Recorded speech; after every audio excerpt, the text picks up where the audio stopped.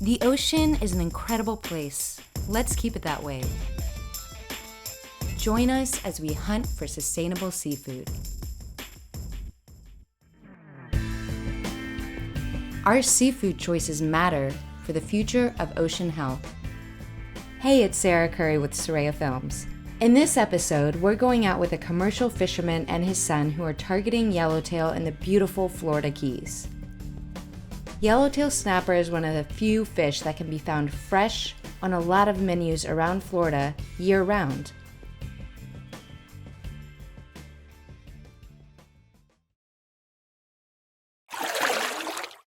As far as a highly marketable species and something that's available on a consistent basis, yellowtail snapper is your species. Definitely a conch. I mean, some could argue on a technicality, but I'm a conch. My name's James Paskevich. I'm a fourth generation commercial fisherman, and I guess you could just say it's in my blood.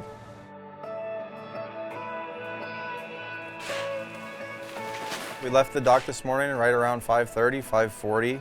Chugged our way out around through the Long Key Bridge, and we made a westerly turn and hugged the shoreline on the lee side of the island. And we ran that about 8 miles till we were off of Key Colony. Then we headed offshore to the Yellowtail spot, which is a very common location. A lot of recreational fishermen and as well as commercial fishermen regular that area. We settled in around, I think it was 83 feet is where we settled. We put an attractant in the water, so that's the killer bait chum. Those Spanish sardines and threadfin herring are harvested in Cortez, Florida, sustainably harvested. Those people there follow all the guidelines and their purse seine regulations. And we established a chum slick. So we have an attractant in the water and the fish come.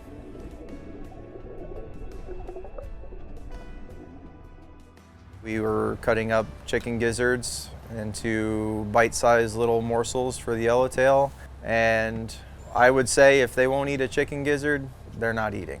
Other cut baits such as mullet or bonito or any types of jacks, they all work, but they're a little harder to deal with, and they're a little softer. If you're not using skin, it's very soft, so you might only get one opportunity at a fish that bites it.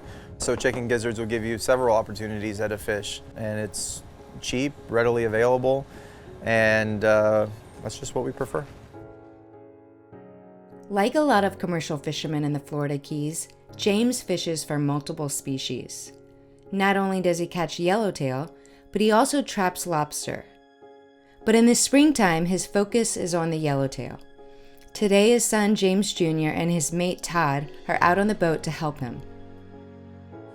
I'll have first opportunity at the fish most of the time if I'm ready to go in the water, and either while I'm dehooking a fish or retying a hook or something like that, either James or Todd will be in the water. Hopefully rapidly hooking up and boating really nice yellowtail snapper. This time of year we get on some really nice fish approaching the 4-pound range, some over even.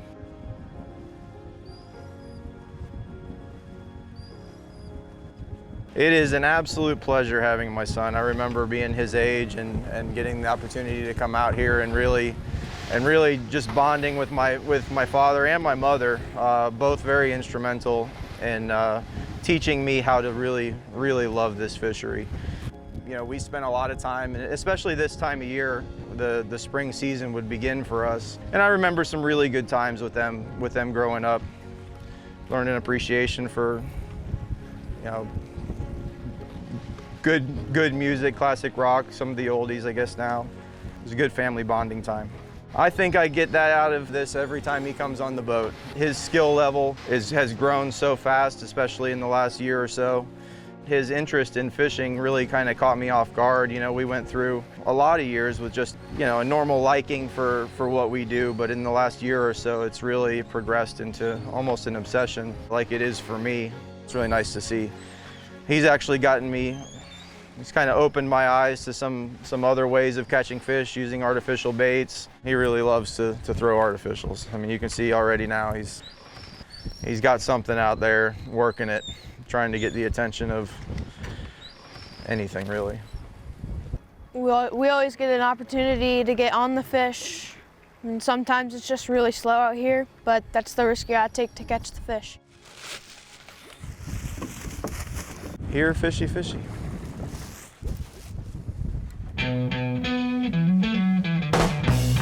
Today the fish, they wanted to hang about 30 to 70 feet behind the boat, and we had a pretty tough crosswind, so getting bait to look like a piece of chum and getting it in the right location was a little bit challenging today.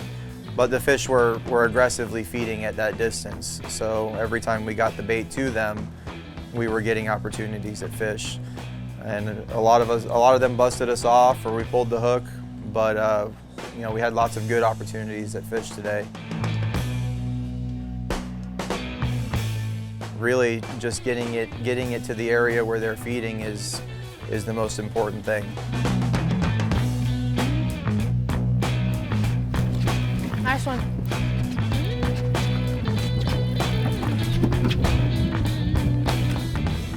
Doubled up.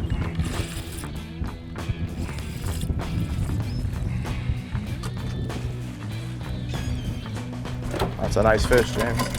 Let's go. Thanks. There's going to be a future in Keys fishing and the commercial fishing industry as a whole in the Southeast United States. There will be a stronghold, but it's not going to be what it once was. I think that you're going to see a generational decline. I don't know that I could 100% say at this point in time that I'd like my children to take over what we've done. It's still a toss-up, it really is.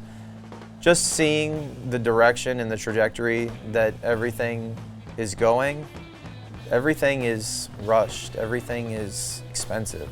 You have to spend too much time to be successful. And I think, especially for young people, I don't think that they're prepared to give that kind of time. And if it's not easy, it might be too hard.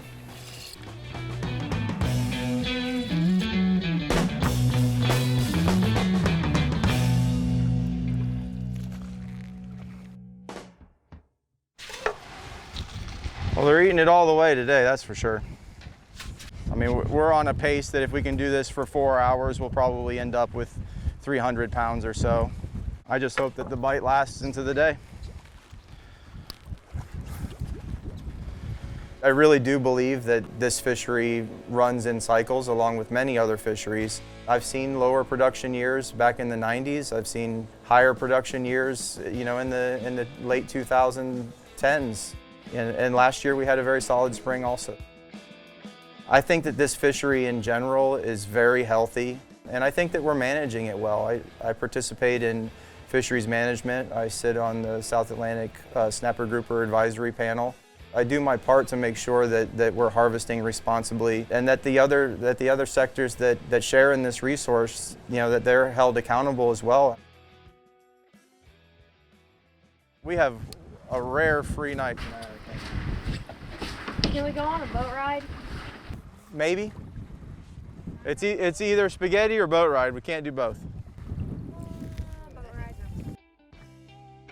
I married my high school sweetheart, so we've been together since late 1995. So we've got a long run going. We have 2 identical twin daughters who are currently attending FSU. They are 21. You know, James is 12, going on 18, and life is good.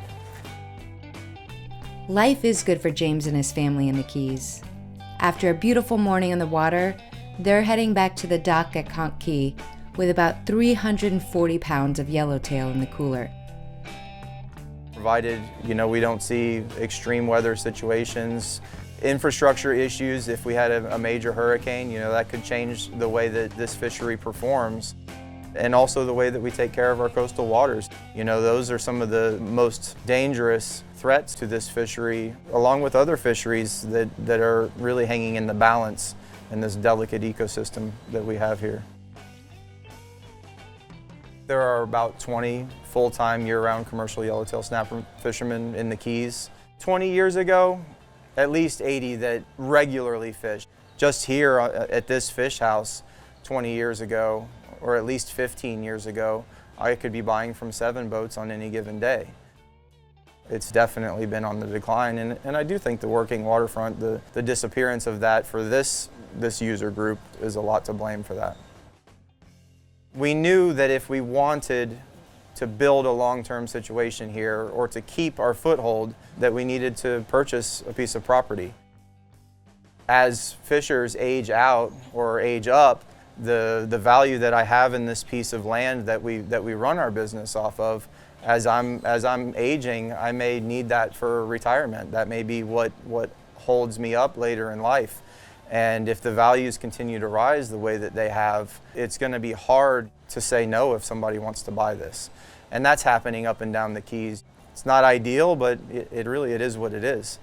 We do live in a capitalist society, and money talks, and it looks like commercial fishermen walk. Another thing that has changed in the fishery is the amount of chum used. Back when James was a kid fishing with his parents, they may have gone through 50 to 70 pounds of chum in a day. But today, they use nearly 400 pounds. At $18 a box for about 20 boxes, it's their largest expense. But James says this is part of what makes the fishery more efficient these days. Like, a lot of people call what we do power chumming. Not that there's anything wrong with that. I mean, that's essentially what we do. But the output, the value per pound of chum used is much higher. We've gotten very efficient at harvesting the fish when they're willing to participate. So that's been a nice change over the years. We cram multiple days worth of fishing into one just because of our pace is so much faster with a little bit more of a food source. So we did streamline our technique a little bit, got more value for our time. So right now we're sorting between the 3 sizes, the 3/4 to 1s, the 1 to 2s, and the 2 and ups. So small, large, and extra large. When you add salt water to the ice, it lowers the freezing temperature of water, so it's very cold. That is the freshness locker, essentially. Those fish go immediately on ice, and they look absolutely amazing when they get to their destination. We're a little bit vertically integrated here. We are the ones producing, we are the ones buying, and we are the ones selling. We control it from the point of production. We've built some really strong relationships over the years, and they pay, and I don't have to worry about it, and they pay top dollar. I know that they care about where they're getting their seafood. It's not always, try and get the lowest price. They pay for quality, and we turn out quality around here. We're done. I'm ready to load you up right now. It's perfect. I mean, we literally just finished. You got it. A lot of my fish go to the Two Bills Seafood, who process and redistribute back to most of the restaurants in the lower Keys. I'm proud of my fish, and I'm proud of the quality standards that we've always, held ourselves to, and I demand a higher price for that.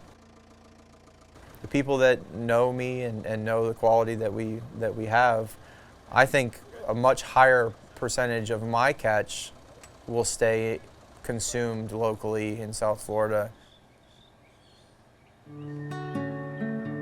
Third generation owned seafood retail wholesale. Anything local we try to get. Sometimes you have to get imports from Mexico and Honduras, stuff like that, but if we can, we buy everything we can local. We go down twice a week to the Keys and we pick up stuff. We have like 4 or 5 guys, different other fishermen other than James. James is spectacular with his fish. He takes good care of it. He really, puts the time in, make sure they're iced, make sure they're packed right. His fish are fantastic. The different size yellowtail will go to different markets. The smaller fish will stay in the retail market, and the larger fish are processed on site for different buyers. Some guys like it whole, so they get it, scaled, trimmed, and the guts and the gills out. Some guys like it filleted. Some get it with the skin on, skin off. We followed James's yellowtail to Veneto's, an Italian restaurant in Plantation, Florida, and Angelo likes his fish scaled and gutted. He fillets them in-house. We order a lot of fish and we sell a lot of fish. I like to deal with all local seafoods. Most of our customers know our fish is awesome. I guess it's because the locally sourced fish, the freshness, everyone knows that, fresh fish, you can't beat it. Our most popular is a fish, it's a Livornese sauce, and it's basically a fillet and sauteed in a pan, and we add capers, olive, fresh tomatoes, and it's sauteed in a white wine and butter sauce, and it's really, really good.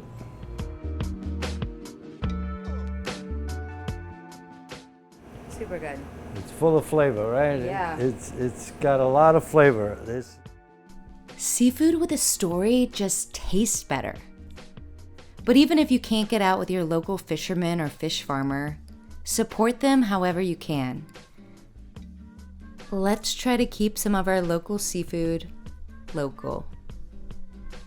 I don't know if I could handle commercial fishing, but I think I could probably handle charter fishing.